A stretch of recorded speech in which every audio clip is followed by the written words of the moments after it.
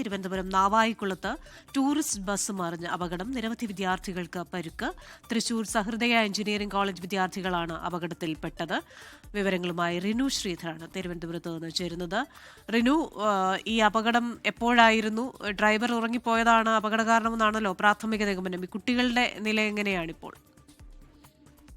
ക്രിസ്റ്റിന, ഇന്ന് പുലർച്ചെ 3:30 തൃശൂർ കൊടകര സഹൃദയ MBA engineering കോളേജിലെ വിദ്യാർത്ഥികൾ സഞ്ചരിച്ച ബസ്, സ്വകാര്യ ബസ്സാണ്, ടൂറിസ്റ്റ് ബസ്സാണ്, തിരുവനന്തപുരം നാവായിക്കുളത്ത് അപകടത്തിൽപ്പെട്ടത്. ദേശീയപാതയിൽ നിന്ന് സർവീസ് റോഡിലേക്ക് മറിയുകയായിരുന്നു എന്നുള്ള വിവരമാണ് നമുക്ക് ലഭിക്കുന്നത്. ഇതിൽ നിരവധി വിദ്യാർത്ഥികൾ, ഏകദേശം 40ഓളം വിദ്യാർത്ഥികളും അധ്യാപകരുമാണ് ഉണ്ടായിരുന്നത്. ഇവർ വിഴിഞ്ഞം പോർട്ടിലേക്ക് ഒരു പഠനാവശ്യത്തിനുള്ള യാത്രയിലായിരുന്നു എന്നുള്ള വിവരമാണ് നമുക്ക് ലഭിക്കുന്നത്.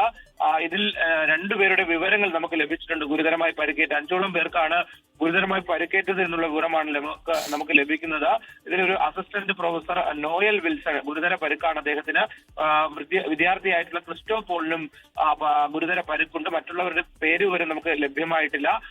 ഇവരെ പാരിപ്പള്ളി മെഡിക്കൽ കോളേജ് ആശുപത്രിയിലേക്കും കൊല്ലത്തെ ഒരു സ്വകാര്യ ആശുപത്രിയിലേക്കും പരിക്കേറ്റവരെ മാറ്റി എന്നുള്ള വിവരവും നമുക്ക് ലഭിക്കുന്നുണ്ട്. എന്തായാലും പുലർച്ചെ 3:30 ഈ ബസ് അപകടത്തിൽപ്പെട്ടത്. ഡ്രൈവർ ഉറങ്ങിപ്പോയതാണ് അപകട കാരണം എന്നുള്ളതാണ് പ്രാഥമികമായി നമുക്ക് ലഭിക്കുന്ന വിവരം. മറ്റൊരു കാര്യം, ഒരു വാഹനത്തിന് പെട്ടെന്ന് വെട്ടിച്ച് സൈഡ് നൽകുമ്പോൾ താഴേക്ക് പോകുന്ന ഒരു സാഹചര്യം, ദേശീയപാതയിൽ നിന്ന് താഴെ സർവീസ് റോഡിലേക്ക് പോകുന്ന ഒരു സാഹചര്യം ഉണ്ടായി എന്നുള്ളതാണ്. ഏകദേശം 10 മീറ്ററോളം താഴ്ചയിലേക്കാണ് ആ ബസ് മറിഞ്ഞത്.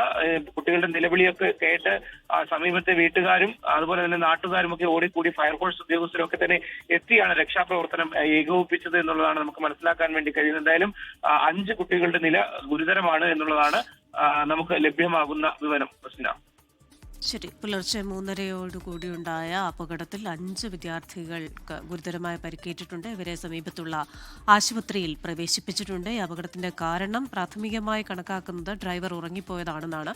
കൂടുതൽ വിശദാംശങ്ങൾക്കായി അവിടെയുള്ള CCTV ദൃശ്യങ്ങളടക്കം അല്ലെങ്കിൽ മറ്റു പരിശോധനകളും മറ്റ് കാര്യങ്ങളും അറിയേണ്ടതുണ്ട്. റിനു ശ്രീധറാണ് വിവരങ്ങളുമായി തിരുവനന്തപുരത്ത് നിന്ന് ചേർന്നത്. ലോകത്തെവിടെയായാലും ഏത് സമയത്തും 24 വാർത്തകളും ഓഗ്മെന്റഡ് റിയാലിറ്റി പാക്കേജുകളും എക്സ്പ്ലെയിനറുകളും വിശദമായി കാണാൻ ഞങ്ങളുടെ YouTube ചാനൽ നിങ്ങൾക്ക് സബ്സ്ക്രൈബ് ചെയ്യാം.